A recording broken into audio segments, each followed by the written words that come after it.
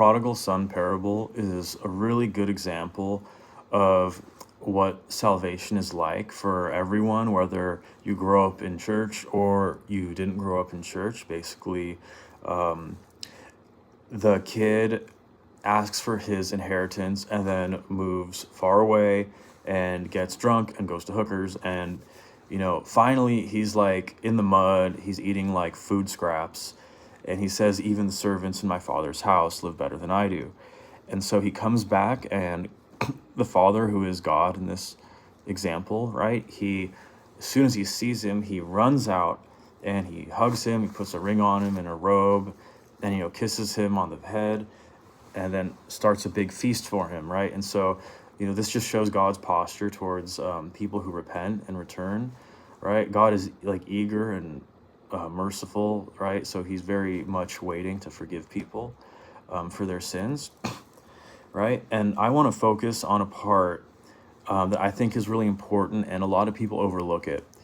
And this is when he returns and the feast happens. It says, now his elder son was in the field, and as he came and drew nigh to the house, he heard music and dancing, and he called one of the servants and asked what these things meant. And he said unto them, thy brother is come, and thy father hath killed the fatted calf, because he hath received him safe and sound.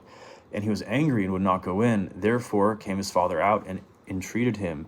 And he answering said to his father, Lo, these many years do I serve thee, neither transgressed I at any time thy commandment, and yet thou never gavest me a kid, that I might make merry with my friends. But as soon as this thy son was come, which hath devoured thy living with harlots, thou hast killed for him the fatted calf. And he said unto him, Son, thou art ever with me, and all that I have is thine. It was meet that we should make merry and be glad, for this thy brother was dead and is alive again, and was lost and is found. So I think one really important thing that people overlook on that is the idea that people who repent at the last minute or turn from God and repent later, they didn't get away with anything.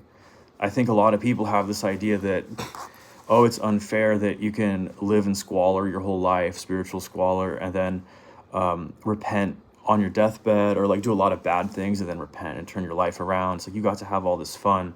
But I think in verse 31, it shows kind of what God's posture is, which should be our posture, that these people who are living in sin are not having joy. They're not having a fun time. They're actually suffering, and they're just coping with it. So we need to be forgiving of people who turn back, and we also need to pity those who are in sin.